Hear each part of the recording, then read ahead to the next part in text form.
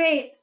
Hello, everyone. Welcome to Twimbit Immersions, an interactive learning session where we deep dive on a specific industry best practice or business challenge.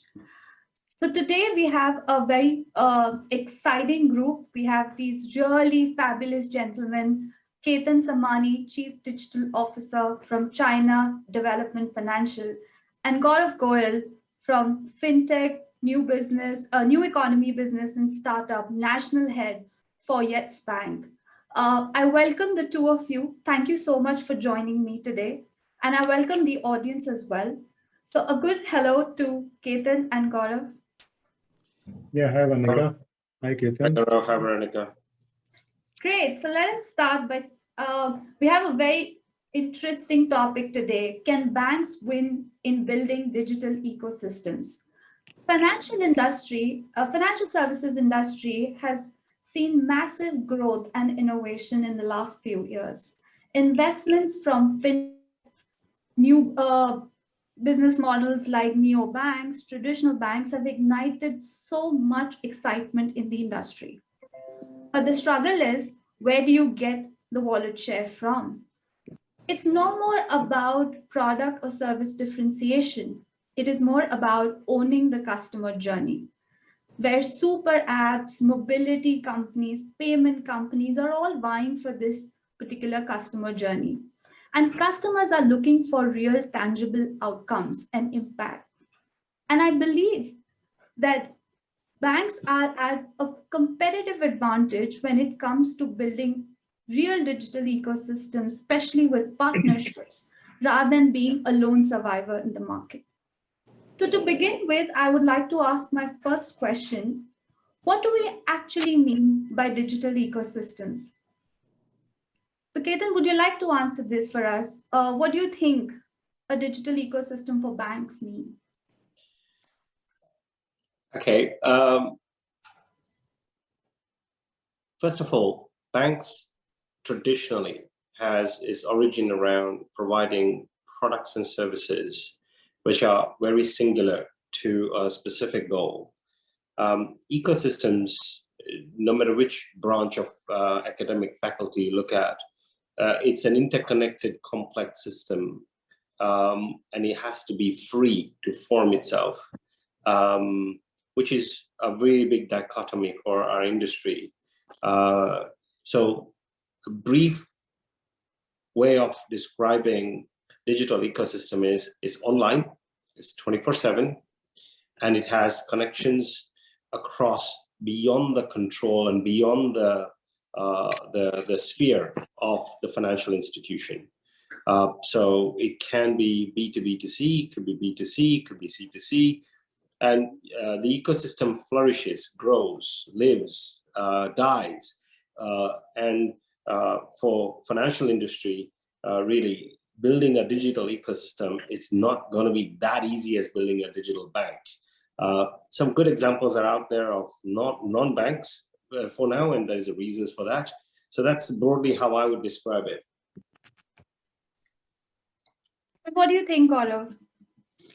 No, I agree with Ketan. So for me, a digital ecosystem is sort of a complex network of stakeholders, those stakeholders are connected online, interacting digitally, and all of them are creating value for others, right? All these stakeholders are creating value for others. So, as rightly pointed out by Ketan, digital ecosystem is sort of what I feel about them. And one of the biggest, I would say, if you see the example, would be modern banking apps.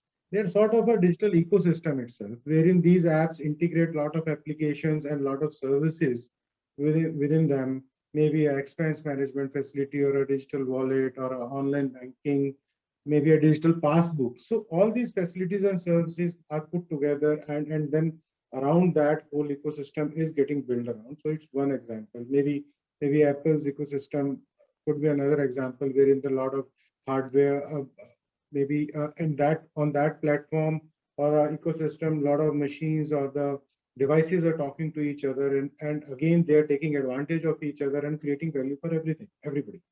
So this is how what I feel these are the digital ecosystems, wherein all the stakeholders interacting digitally, online, always online, as Ketan has pointed out, 24/7, and create value for all on the platform. Interesting. And how do you guys think that banks have this competitive advantage to win? Why is it so critical for banks to build these digital ecosystems? Gaurav, you want to go? Sure, I'll take it. So see, banking, as we all know, well, banking is facing a couple of challenges as of now, and there are two challenges for them. One, the strong competition coming for big tech companies or fintech companies. That's a one big challenge for them. And second, new economic challenges also. Post COVID, a lot of scenarios has changed, a lot of parameters have changed. Third, I feel because of this democratization of the infrastructure, now the entry barriers have come down. While again, banking is highly regulated entity business and need a lot of license and a lot of approvals and compliance around it, but still the entry barriers have come down.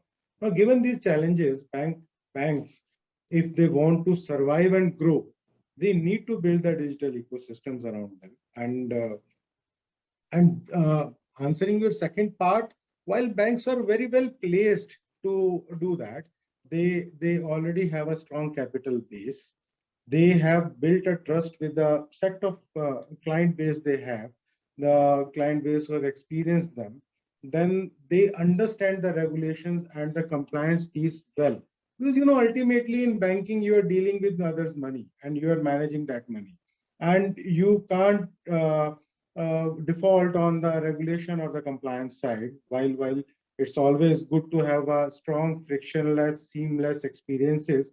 But definitely compliance and regulation plays a very, very important role since you are managing others' money, and which I think banks, the incumbents, have strong understanding and have managed that, the regulation part. So that's the third piece I feel, which give an edge to the incumbents to manage create this digital ecosystem. And the last, there are a lot of products and solutions in the banking, and some of all those parts put together create multiple revenue streams. While you may be very, very cost effective in one product, but the multiple products and the revenue stream generating coming out of those products put together create a value for them. And the incumbents mostly are the universal banks and have multiple products and solutions to offer for their clients, while the competition currently, the product portfolio is not that diversified. So still, there's a lot of opportunity, and while the banks incumbents have lost some ground, but I feel strongly that they can build this ecosystem and can compete with the competition which is coming out of due to technology or due to platforms which are consumer platforms which are getting created. This is my take on this. So let me compliment first of all. I think Gaurav covered the advantages really well. I want to provide two further dimensions to support Gaurav's articulation. I'll just reiterate in summary. Banks have got 5 key values to bring to table, either independently to build an ecosystem or through partnerships. One, licenses. I think licenses provides a certain degree of value. It's huge to acquire and have support of a government and a government institution such as central bank to be able to award and regulated to award licenses. That shows a certain degree of competency and resilience. Second, I think Gaurav talked about capital. Never underestimate the power of cash or money or the ability to leverage it. Item 3, ability to manage complexity of compliance and regulation. They're both different discipline, although interchangeably talked many times, but those are very important. And final 2 is solution building. If you look at the evolution of the internet and mobile and now digital, the banks have always slightly slower than fintechs, but always caught up and provided the solutions for the consumers. If you just go back 10 years ago, close to 60 to 80% of the bank in ASEAN were not having digital platforms. Today, almost 80-85% do. That shows that the banks slow but surely gets there. Because of that regulation and cadence, right, that they have to have. final one that I really like the most, that the banks never talk about, but it is fact as I'm looking at the ecosystem very closely at the moment, is the financial efficiency. Banks, despite only earning basis points in majority of the products, or few percentages compared to, say, telcos or other vertical industries like technology companies, they have much bigger margins than banks. Yet banks make equally and robust profit, is because of the financial management efficiency, financial efficiency, I call it. So when a partner partners with a financial institution to create an ecosystem, they are sure to win purely because of that last point. Right. Okay, so that's it. Now let me show the different dimension. Broadly, there are three models, right, in an ecosystem. Either the banks can participate, or financial institutions, I said, participate. The other one is they could be the orchestrators. And the third one would be where they would actually build the whole thing. Now, Gaurav, you might be able to agree or disagree with me, but building is not the strong strength in terms of speed of the bank from technology perspective today. I think fintechs definitely have a lot better edge on it. They're good at it. But the bank can provide the other advantages that I mentioned. So our regulation and compliance competencies could be the barrier at times for us to be advantageous in terms of agility. So that's that. So that's the three different models. And I think that participation is quite obvious, but then banks like control. So part of the ecosystem challenges and the compliance and regulatory demands that of the banks. So what is an advantage does become a disadvantage from time to time, is how do you provide, and data is one of the areas in an ecosystem the banks would have to be careful about in partnering with anybody, and how is that shared, how is that used, all of that, right? And it's very much out of control. So this is one of the most challenging times as the ecosystem era is begin at an exponential way, that how do banks respond as they did for the fintech era, and how would bank be able to keep the advantages that are out and be able to either participate or to orchestrate. So as Piyush Gupta and DBS have said in the past, and Tan Su Shan has also said in the past few years, that banking is important, bank isn't. So how can bank become electricity of ecosystem? Very interesting point there. So when you mention participants and orchestrators, I've seen banks to mostly play in the area of now becoming orchestrators, where we have marketplaces coming in. We also have a product suite which is delivered on API integration. We also have participation in the form of enabling other fintechs. But then there is another game where it comes from a super app perspective, where the likes of WeChat or Alibaba or Meituan are becoming so big in nature. And in India, we have an example of Paytm, where it becomes difficult for banks to compete. So what in that scenario lies as innovation opportunities for banks? Like, which area do they actually go out and excel and explore for themselves? Gaurav, if I can have a go first, so we can do both swing around between you and what comes to mind to your question is sometimes it's always nice to say no. Yeah. Banks don't have to be everywhere. So in the examples you mentioned, specifically in mainland, as I'm sitting in Taiwan, we get to see that a lot more here. Right. I can say that in the ecosystem, finance is not always important. For consumers, or if it's B2B2C for the merchants, it's very important for them to fulfill their goals. And not everything has to do with finance. So I think the ecosystem success is not because of the banks. It's banks are an enabler in terms of transactional facilitators. But there are lots of customer experience and customer service that takes place in an ecosystem that has got nothing to do with banking. And I think the banks would have to recognize that. Otherwise, the governance will be impossible because of the complexity of it. So a good example recently that I saw was on Salesforce. Salesforce ecosystem, right? If you think about it, it's full of software solutions, CRM solutions. not everything is applicable for every vertical using a Salesforce. But it's allowing the ecosystem to govern itself within a sphere is kind of very important for any regulated entity within that ecosystem. That would be my point of view. Anything from an Indian context, Gaurav, what you have seen? See, what I feel on this side is generally, while I'll pick up one particular point which Ketan highlighted, it's not very banks are not very efficient on building. But you know what is happening? There is a lot of collaboration happening on this side.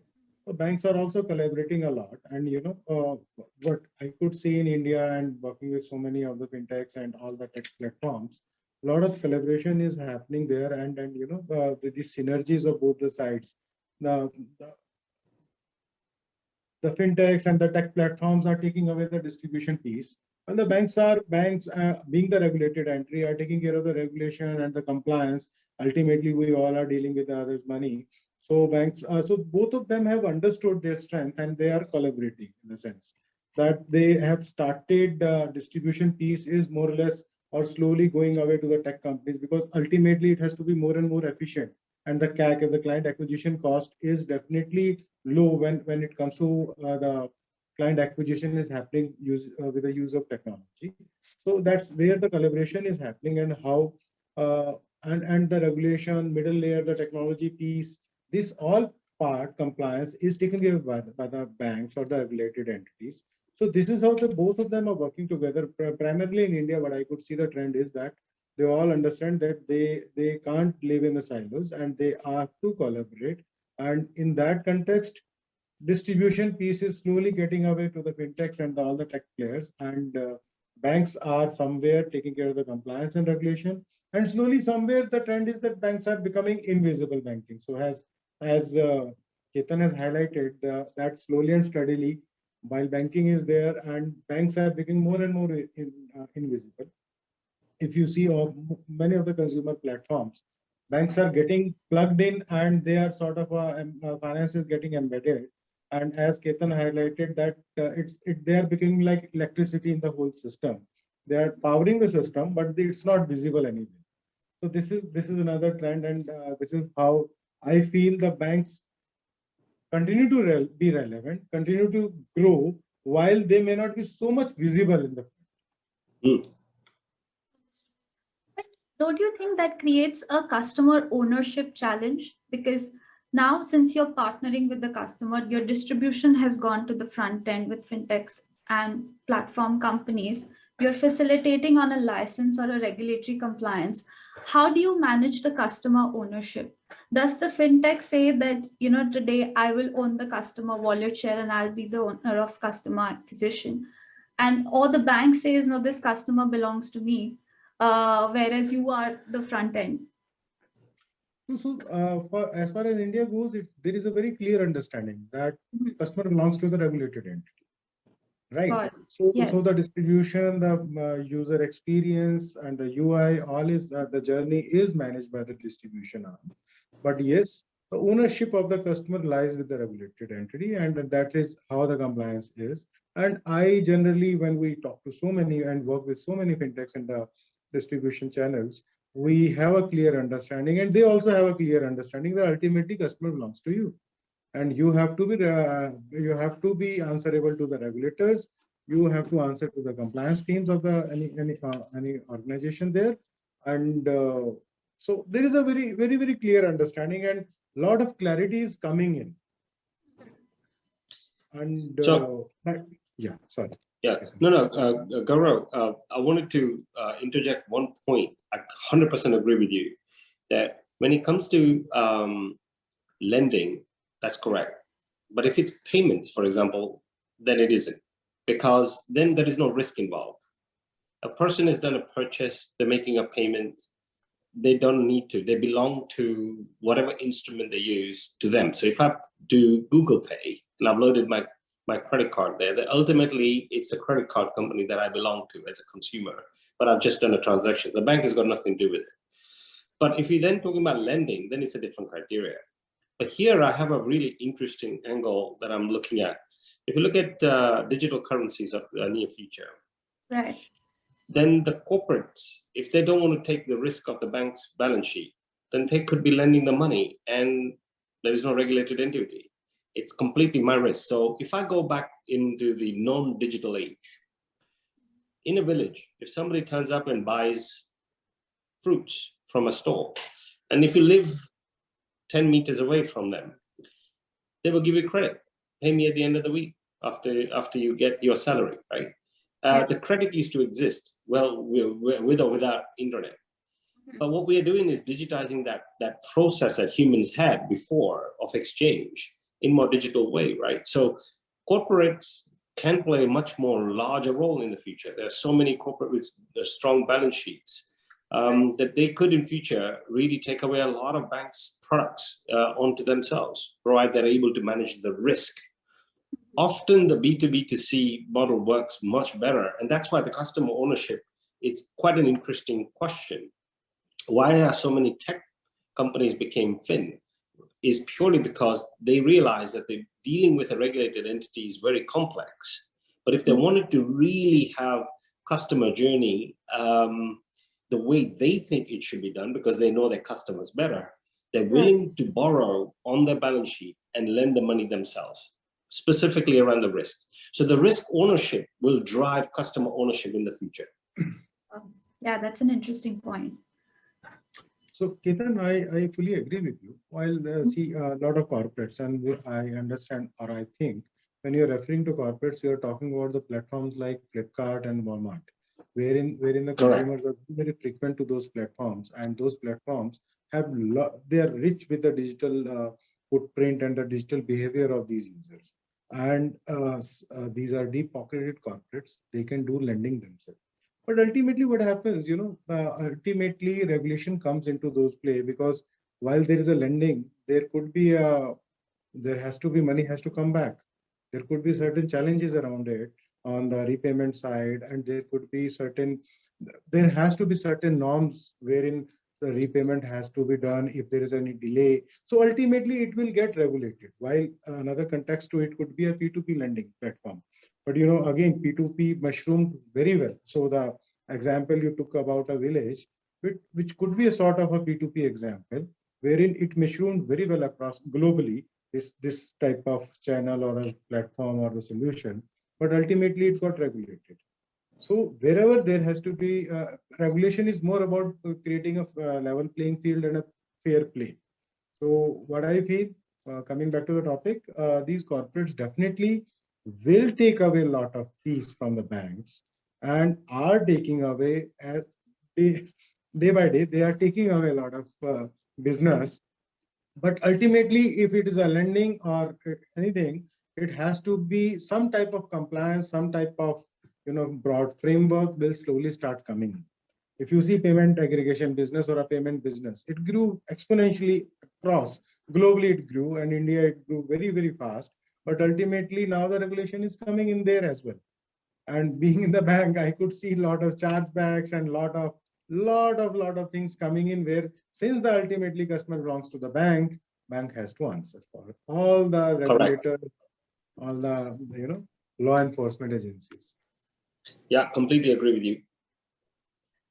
Great. So now that we know that banks have to be the integral nugget, so how do banks now basically try to facilitate the right forum or the right direction for these fintechs or new business models to flourish? So how do you guys think that what can banks do better in terms now, since they play such an integral at the end of the day, they are answerable to the regulator. So what kind of path do they build for these companies to flourish at? Because at the end of the day, right, we're doing revenue sharing, we're also managing compliances, we're also enabling customer journeys. So I'll take it. So see what is happening. Banks, one we are assuming that banks are partnering with the fintechs. They are Right. empowering fintechs, and fintechs are doing more the distribution part for them, and banks are taking care of the regulation, compliance, and bringing in balance sheet support. So what banks are doing to do that, to help the fintechs grow their businesses? So ultimately, what is happening? The fintechs are becoming the master merchant to the banks. Banks are drafting the broad policies for them that to do and don't list for them. If you are onboarding a merchant or a client on your platform, ultimately you have to follow these broad guidelines, and then they give them the complete freedom to do their business, expand their business. Further, now since they are reaching out to tier 3, 4, 5 cities, they sometimes, bank is doing a co-branding stuff with them. It is providing them credibility also that ultimately the solution is powered by XYZ Bank. So, which is a regulated, a scheduled entity, a regulated entity, which gives a credibility to the fintechs, and ultimately it helps them grow their business, expand their business. Sometimes it comes powered by XYZ Bank. So it ultimately gives that credibility because the certain number of banks have built that trust in last 70 years or 60 years, and uh, uh, that trust helps the fintechs also to build and grow their business. Now, even banks are coming supporting the fintechs on the capital side, on the balance sheet side, because it is becoming lending is again becoming a major revenue stream for the fintechs and the tech players, wherein banks are coming doing the co-lending Right. and bringing their balance sheet, while again the distribution is done by the fintech. They remain the face of the all the distribution, but ultimately 80% of the balance sheet is provided by the banks or the financial institutions, while 25 or 20% of the balance sheet is provided by the fintechs to bring the skin in the game. And but the broader rules, parameters, and the algos are set by the banks in discussion with the fintechs. So Right. banks are providing the credibility that through co-branding, co-lending to the fintechs to flourish. Ultimately, it's again a symbiotic relationship. Banks CAC is very high, fintechs using technology, CACs are very, very low. So the fintechs are helping bank to penetrate in tier 3, 4, 5, where they are not able to reach in last 50, 60 years. So this is how banks are supporting the fintechs in my understanding. Thank you, Gaurav. I think I agree. What's interesting is I look at it, just layer on top of what Gaurav said, right? If you look at the ecosystem, rather than saying where the bank is directing it, there are so many different type of ecosystem based on the vertical industries you look at. Yeah. Fundamentally, the ecosystem tends to grow vertical first and then go horizontal. And the Right. start horizontal will be very confusing for the vertical, right? So when you look at healthcare, you look at public services, you look at telco, ecosystem, housing, each one of them have their own different ones. I think for the bank, there are that 3 or 4 key points that are very important to note. One, in a bank, there are 3 parties, right? It's the bank itself, financial institution. The other one is the technology.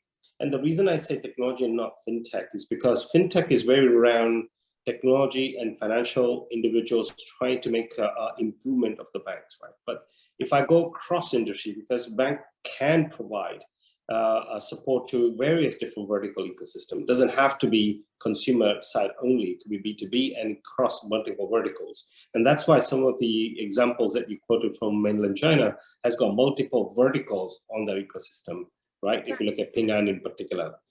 And therefore, I think the third player is beyond technology is a regulator, right? To some degree, based on the markets that you're in, if you an ecosystem flourish not just within one country, it tends to be cross-border. So it is very complex for a financial institution to be a sole orchestrator. You Right. usually need to have a partnerships that is very well recognized and very well designed to go cross-border as well as vertical. Because once you got B2B to C, or if you have anything that is B2B to C, not to B2C. If it's B2C, it's very contained within the economy that you are in domestically. But if it's Right. B2B to C, it could go cross-border. So that creates more regulatory challenges. So I feel that the major development is having an open financial and embedded financial systems that allows you to plug and play with a set of rules. And that allows a recipient vertical ecosystem to be able to absorb, know the limitations, and could innovate on top of that, either in collaboration or by themselves, which is, I think, what Gaurav was talking about in technological advantage. So where we have a little bit more regulated, slower approach, and where you've got something that is accelerating, you need to find a happy medium where they connect. So they both have the advantage of cadence and Right. speed. Very interesting. So you mentioned verticals, right? A lot of the standard verticals, we've seen innovation happening over there. We see innovation happening in retail, in lending, in insurance, even from wealth standpoint, we've started to see that there are wealth advisory or wealth platforms.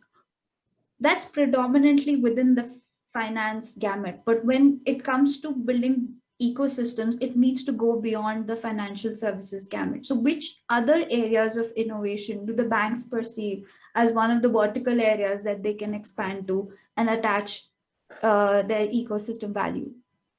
But when I was talking about earlier, my answer was around multiple industries, wasn't multiple product lines or service lines within the FI. So for example, if you take Singapore as a great example around housing, you know, the ability to monitor pricing, sales, everything is open, ability to buy properties, you can get so much digitization around it, including viewing, renting. Similarly, if you look at the motor vehicle industry, buying, selling, the whole wholesale trade, retail trade is digital. Content, if you look at telco has got so many different capabilities from healthcare to, and so the ecosystems are mushrooming in verticals, different industries.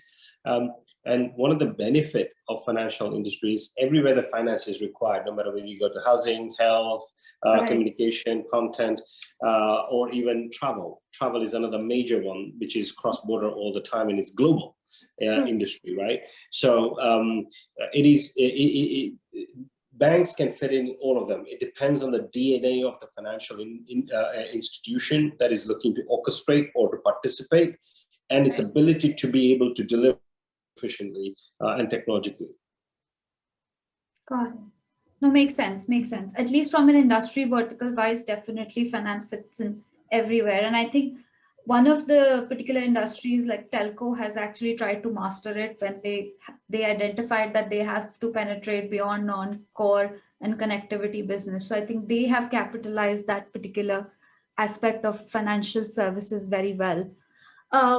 Moving on, I think there is one aspect where especially in India, banks get confused with, where I feel that lots of banks want to call themselves super apps, whereas a lot of fintech companies also want to call themselves super apps. And by doing so, they define themselves as a part of the larger ecosystem. So, how do you think, Gaurav, this differentiation can be played out? Like, what would you define a bank to be a super app versus a fintech or a startup? See, again, banking is evolving, and Yeah. banks don't want to get them restricted only to the financial solution. They, while banking is again becoming invisible, and way Ketan has pointed out, a lot of verticals. The travel is a vertical, healthcare is a vertical, education is a vertical, and banks want to be embedded in an individual's life, and all the services they are availing and all the requirement want to take care of a requirement. Say if there is a travel plan, banks can provide through a solution around it, or even if there is an emergency on a healthcare, they can provide a solution around it. So what is happening? You may call it a super app or capturing the ecosystem, whatever way. But banks are also trying to become a one-stop solution for their user, so that user may not move out of that app or the interface for their all other needs. If they want to book a movie ticket or a travel, it could be done on that app, because user ultimately, the banks are managing their finances. Why can't they support them in their health management, in providing certain solutions around health, or maybe around entertainment or travel? So yes, so banks are moving beyond just providing a financial solution. They are trying to capture the ecosystem and whole requirements of an individual around that individual. And this is how these type of, you may say, a super app, or I would say platformization of the things are happening, wherein banks are developing a platform. They want to, somewhere they want to be on the front, and all the service providers are coming and hooking their services on that platform. For example, platform developed by SBI, wherein SBI is in the front and all the service providers are coming and all the solutions required by an individual or an SME or small businesses are provided on that platform. So it's like banks just trying to develop, capture this ecosystem and provide, become a one-stop solution. Now, coming to fintechs, fintechs are also doing the same thing. They're trying to become the front end, the distribution arm, wherein banks become sort of invisible and they are visible. They develop a platform, bring all the services on that platform, and cater to all the needs. But ultimately, for the finance part, they get supported by the banks in the background. So this is how banks are approaching this particular capturing the ecosystem or the digital ecosystem by becoming a one-stop solution. And a pie is growing, everybody is competing for it. I think the fintechs are also trying to develop a one-stop solution so that user journey may be smooth, and they also provide all the solutions required by an individual. So very interesting. You say pie is growing. So when pie is growing, what becomes challenging is to measure the success. So how do we set up those measures of success, whether from a bank standpoint or from a fintech standpoint, which says that, I'm building a successful ecosystem and I'm bringing back positive contribution? So it's a very interesting question, and what happens? It's very intangible also. But some of the parameters could be how much time a user is spending on the particular app, and how many times they are visiting, and multiplicity of the services for which the individual is visiting that app or a platform is few of the parameters which shows the relevance of that platform in the user's complete journey or the day-to-day requirements. This could be one way of measuring the relevance and success of the platform. I think I completely agree with you, Gaurav. The ecosystem's survival, if we take it from nature, is its ability to grow sustainably. Meaning that any one component in the ecosystem collapses, it would have a domino effect. So as Gaurav pointed out, that banks can be ubiquitous supplier of standardized services. Payments is a very good example, although it's gone away. But payment may do, when you do wholesale, you may rebound back to the bank with the regulatory activity more. Although fintechs do a great job of it too. Lending is another one, right? So there are some certain very basic financial services needs are there as a lifeblood of ecosystem success. But then when it comes to very specialist things like fractional trading, or you want to do more wealth management, or you want to do institutional financing for supply chain and capital, working capital, that all becomes very narrow, right? So to me, the measurements would be success of its growth and success of product innovation, because inevitably, if you imagine, like if you go back 20 years ago, the start of internet and internet banking and then mobile banking, and now we're going the ecosystem. If you go forward, when everything is digital equally and everybody is on ecosystem, then what? So the question is worth thinking about, that the origins will always influence the outcome, and the outcome will influence the next set of era, right? So to us, I think the important thing is that are we able to serve the underserved, non-served, at the same pace as the ones who are fairly served today? Mm-hmm. So banking is overbanked in many markets in ASEAN due to historical reasons and regulatory reasons. And if you look at it, the myriads of new digital banking licenses given in so many different markets also dictates that there is an era of experimentation as well. So it is not definitive to say what kind of measures will create the ecosystem success. I think the survival of the ecosystem is a clearly good measure of success, and its growth would show the adaptability.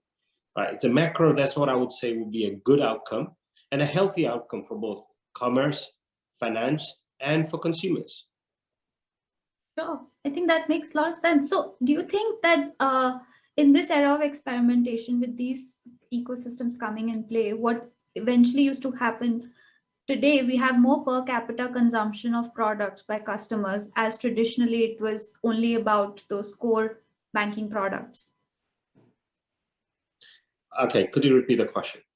So I'm saying that do you think with this ecosystem strategy in place, banks have actually able to increase the per capita consumption of products, which predominantly earlier was maybe one or two?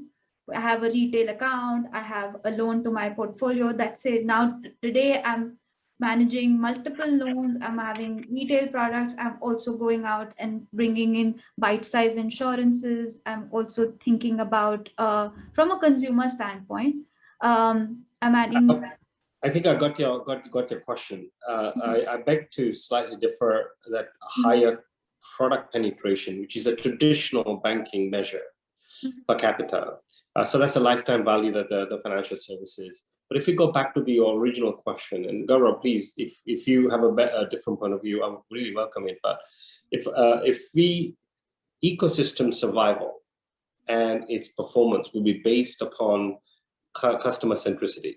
Gaurav talked about customer journeys early on, and having very robust and intuitive customers, less frictionless journeys will only create success of the ecosystem. By that very nature, what we're saying is that since industry or financial institutions become more embedded, then the control of financials moves into the hands of the consumers. Therefore, it will be very transparent to consumers and fully aware, highly educated, right? Because you're forever switched on what happens with your money and what you're doing with your money. That's how we can influence the consumer. And therefore, financial efficiency that the banks have today will be transferred indirectly to the consumers in their behavior. I'll give you an example. In Mumbai, I did a usability testing about 6-7 years ago. And it was very staggering for me to know that in Bombay, there are, on average, there are 6 bank relationships for an affluent customer. The customer did not have, 50% of the customer I was interviewing did not have digital. They weren't accessing it. They used to go to branch, which is very interesting, only 6 years ago. However, across the 6 financial institutions, they had absolute knowledge of what's happening with their money. Yeah. Right?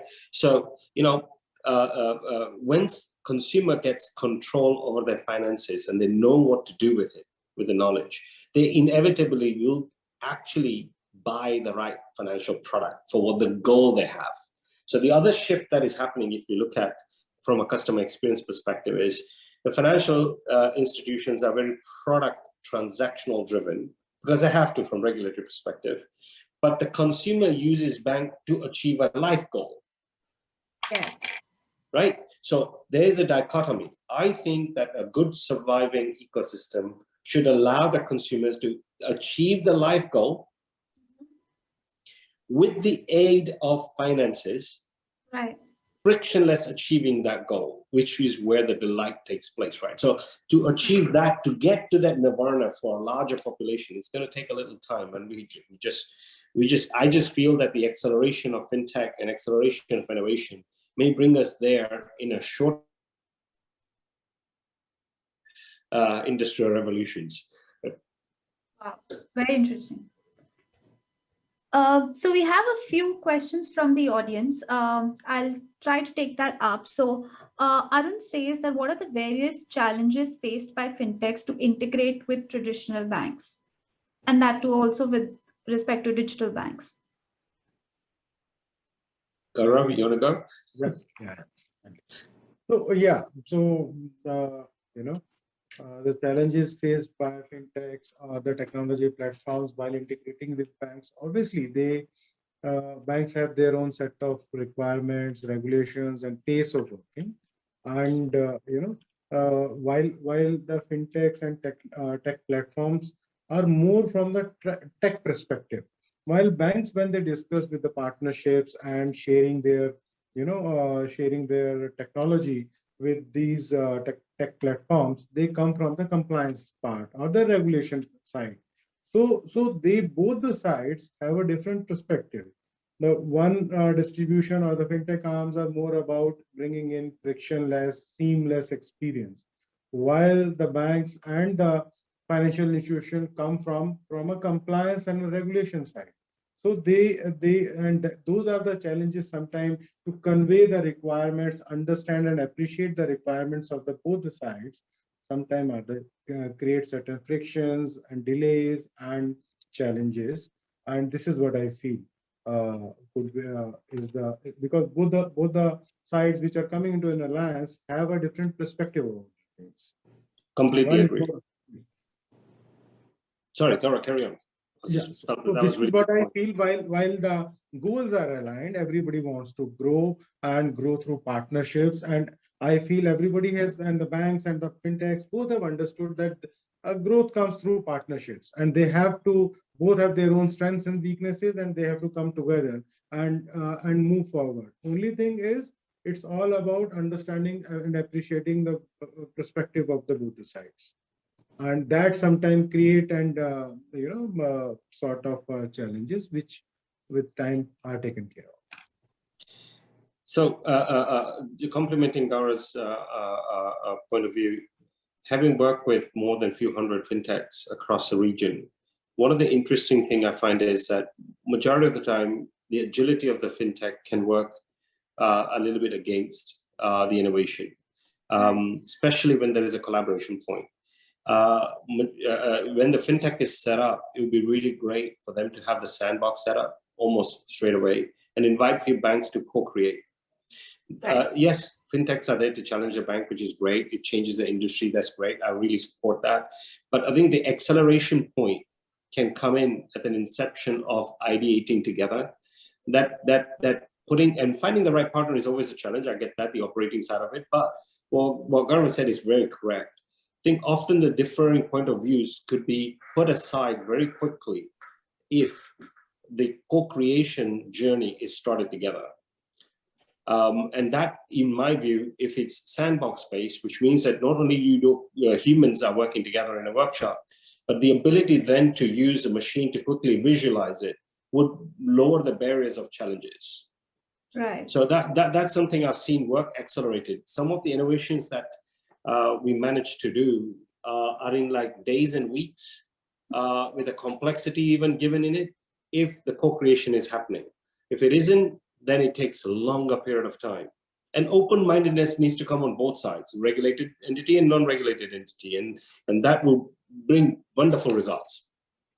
So do you think sandboxes bring in the cost-benefit analysis in picture? Like it definitely improves, like reduces the cost and improves the efficacy of the model? My experience has been that you can perceive and write any favorable business cases. It's only a piece of paper. The reality hits if you are able to take the sandbox out and experiment with real customers. So the innovation labs that I've set up before has usability lab, has real prototype, have got a community of users who come in and really give you value.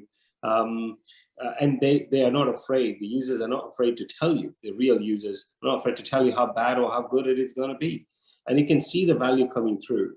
I think sometimes just doing thing experiment and going live, it's not the right way. I mean, this is why both banks and fintechs have got painful lessons in the last 20, 30 years of digitization, right? Both communities have it. So it's great that we learn the lesson, bring it together and try not to repeat those mistakes and work together. And it's a benefit for both.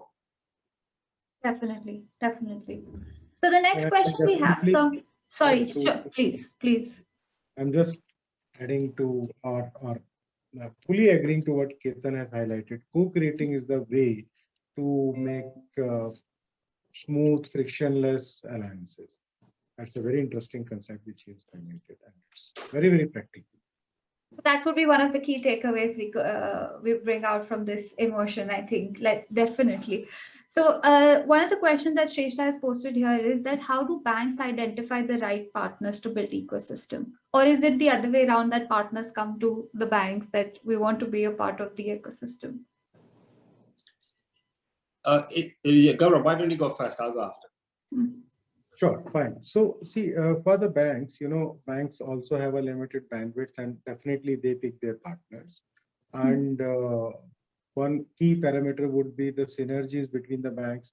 Banks also focus on certain solutions. In case the startups or the fintechs are coming with those solutions, banks would be more and more interested on that. And ultimately, it's all about in while picking the partners, if there could be synergies between the goals and the objectives. That is a second parameter which banks would always be keen to look at, because sometimes banks are more focused on increasing the reach, or maybe a target audience they want to focus on, or a certain niche they want to develop.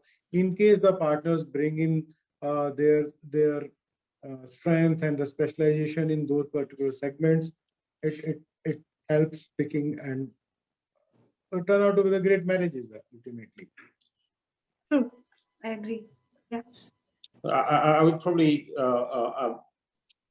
there are many criteria. You can become very scientific about the whole thing, but I find there are two basic thing works. When the two parties agree on a real problem that they're going to resolve, I think that's the first meeting of minds. And second, so if I was a fintech, meet five, and I have an idea, if all of them disagree that they don't see that's a problem, then there's something wrong with my thinking, right? So as long as there's an open-mindedness and there's an alignment of resolving the real problem scientifically. And second one is willing to invest.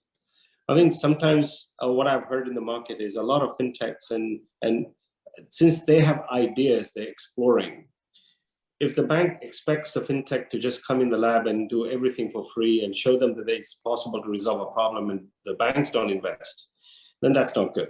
And the other way around also is a fintech expects disproportionate amount of funding for them to experiment something. Yeah. That's not true. That's not good either. Banks can do that themselves. They've got the research, they've got the consumers, they can do that themselves, right? So I think these two are the key equilibrium to bring people together. So solve a real problem, because that benefits everybody, triangulate, consumers at the heart of it, of course, and then willing to invest in an idea once you have reached a conclusion, and through the experimentation process. Definitely.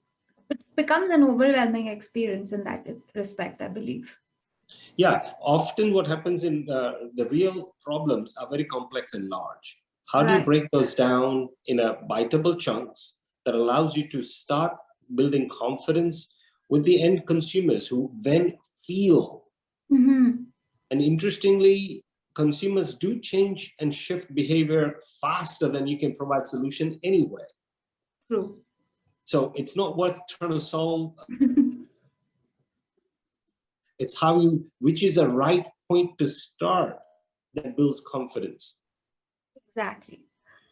Okay, so we're in the last 5 minutes. We have one question, which is specifically for Ketan by Anthony. He says that how do you determine the prioritization of the vertical or the life goal of interest according to the DNA of the company? Gee, that is scientifically intriguing question. It's a complex question. Wow, Anthony, you thought through it. Gaurav, do you want to give it a shot while I think?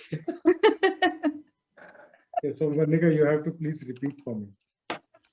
So he says, how do you determine the prioritization of the vertical or the life goal of interest? I believe this is life goal of the consumer interest according to the DNA of the company.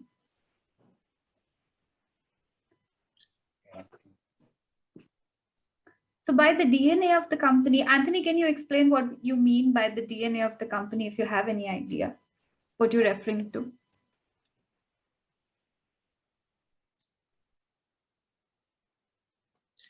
I think what he's thinking, right? I can say the prioritization, it depends on how you do the insight, what you're trying to do. Do you have the real customer and real problem? Prioritization could be done even through the insight. So one of the methodologies I've used in the past is ethnographic research, where you really find a right segment of consumers and spend a lot of time with them. If you're doing professional services research, then you need to follow how the professionals do the job to understand how you're going to resolve for them, especially service industries. They have so much moving physically and non-physically, then you need to understand from a financial industry perspective, what problem you're trying to resolve, what risk do they have. Right. That would give a set of priority, and the priority should be not done by the fintech or by the financial institution. It should be done by the consumers. And this is the whole basis of that study itself. And I'm a very big proponent of it. Second, around the DNA, I think the organization has to recognize that even though there is an opportunity in the market, for example, if I'm a retail bank and I don't have wealth management division and all my clients want is wealth management, there's nothing I can do about it. It's not within my capacity to do it. It's nothing to do with DNA. Sometimes you have that, but you may not have very good product set. And if you recognize that fully, you may not meet the need of the customer. So no point shoehorning yourself to say, I'm going to do this. So I think there are some realistic scientific approach in finding out what you can do, keep the consumers engaged so they know what you're doing and they can validate it. And I think if there is no DNA, but there is a will to invest, in my previous answer, the organization should invest appropriate amount of capital. I've known in my career history to know that when a CEO or a senior executive recognizes we have a real deficiency in specific skill or product or service, and we should invest because there is an overwhelming demand. And I had this conversation today with one of where they recognize that they are losing capital, AUM, fund management, because they're not able to provide a specific service to a set of customers who are very wealthy. They decided, all right, even if we don't make money, we're going to launch something that allows my customers to feel that they got everything under one roof. And they are very successful at it. So, the DNA could be built provided there is a will, but don't shoehorn it. You don't force it. Because if you're not good at it, you will make a bad job of it, and that's not good for anybody. And prioritization should be really driven by the consumer. Here, if it's B2B, it's going to be a corporate, and if it's B2C, it's got to be your customers. Yes. I hope that helps, Anthony. Yeah, I hope that definitely. Anything to add, Gaurav? So definitely DNA, all the organizations have their own DNAs, right? A couple of them have their strengths, or the focus area would be, maybe agri-tech, or maybe, B2B. Maybe a few are more focused on retail, and their DNA is sometimes more service oriented on the retail side, right? While I agree with Ketan, it could be built. We could improvise that by investing capital and providing the right solution. And but somehow I also feel that organizations, if they have a specific DNA, they should build on that particular DNA. Yes. Again, I would say there's a big pie, and everybody has their own set of strengths and a DNA that they could continue building on that and develop their own niche. Very nice. So I think we're in the last minute. It was a fantastic discussion. Thank you, Ketan. Thank you, Gaurav. I think key takeaways for me would be in the sense that banks are now playing on their compliance and regulatory strengths, where giving the fintechs and neobanks, the tech players, the ability to hold distribution. They're also enabling the fintechs to come and experiment and build around the sandboxes and go out and play in the market, which is successful in nature. Primary growth indicators for us would be how do you service the customer journey end to end in a frictionless manner. I think that is where you own the customer journey and you start building life experiences for the customer. And finally, ensuring that impulsiveness, agility is not overrated, and we also think about the foundational layer and play on our core strengths. So thank you so much for this discussion, and thank you audience for these questions. I think we had a very interesting formula now how to build and win with digital ecosystems. Any closing thoughts, Ketan and Gaurav? Please let us have that formula when you published it. Yeah, of course, definitely. Sorry, I couldn't resist that. I really wanted that from you. That's where you get the punch. You have your first customer. I think you will write the formula for us. I think you and Gaurav will write the formula for us and help us publish it on the platform. Gaurav, I'm on the flight next hour, all the way to you. Yes, it's ever evolving, ever changing. Thank you, Tumbit and team. Thank you for inviting us. Really appreciate that. Thank you, Tinbit and Namika. Thanks for Thank you having me. so much. Have a great day, rest of the evening. Bye-bye. Take care. Thanks, bye. Thanks.